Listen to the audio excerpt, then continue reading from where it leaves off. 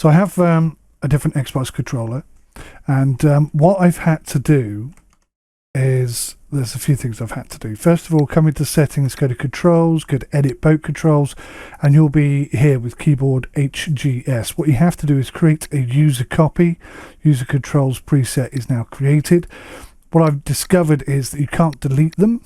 So now I have two. Moving on, once you have a user control keybind option, you can come in here and then using your Xbox controller, you can detect an input and away you go. But it's not quite as simple as that, because what I've had to do is come into Steam, go to right click, properties, come over here to controller and disable Steam input, because what Steam input was doing for this game, for whatever reason, and I've never fully understood the rhyme and reason behind how Steam decides which games get certain inputs and which ones don't. Anyway, I've disabled that, and once you've disabled it, you do need to restart the game. So just disable that and restart the game. If you don't disable that and restart the game, then this right thumbstick, oh, you can't see it on the camera, this right thumbstick here will move the mouse, and X becomes A and B becomes D. So it's configured specifically for this game.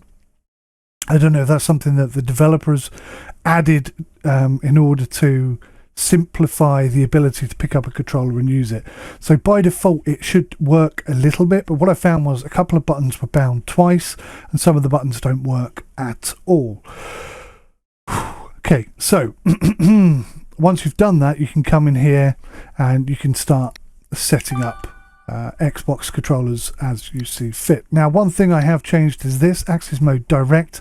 I've changed that to progressive with a sensitivity of 100. That just allows me to make small alterations without making massive changes to the helm.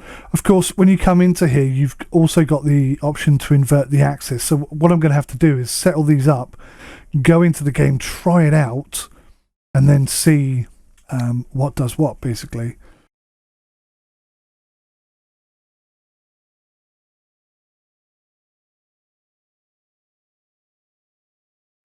Right, so let's have a look at this. We'll turn all of this stuff off. Leave that one on, actually. And we'll go into practice and we'll sail. And it'll be a complete disaster whilst we try and figure everything out. But there we go. Right, so steering is working. 30 seconds. So by pressing that down, I'm switching helm. I'm switching over. I have to press it twice because I don't have auto switch on. So that's pretty awesome. Okay. Oh my god. Okay, so although I can adjust the sails, it doesn't hold that position. I'm having to hold it there permanently. Now, in one regard, that gives me really strong control. This is one thing that needs to change. We've gone over, we've capsized, they'll just carry on. So okay, so axis on the sails is not exactly working. So again with the foils, I only have up foils, I don't have down foils. The sail adjustment is not going to work on an axis right now, not unless you can keep it where it is. How am I gonna figure that out? So these are now going to control the sails. You're not going to be able to see this properly.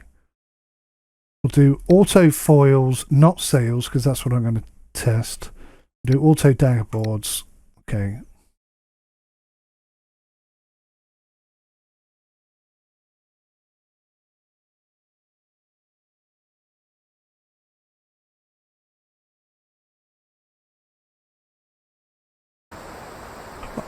I'm excited about this, as much as nervous. There's 5 of us here. I expect to finish last.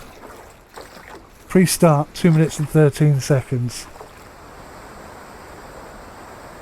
Come on, I need to get up.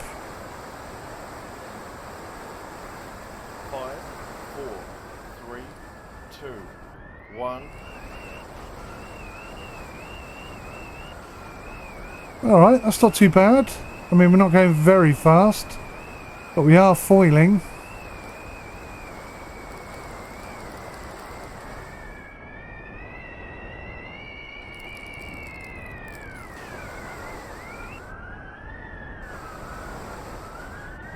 I'm doing 41 knots there. I mean, at times I'm absolutely creaming it. Although I've lost my steering angle completely.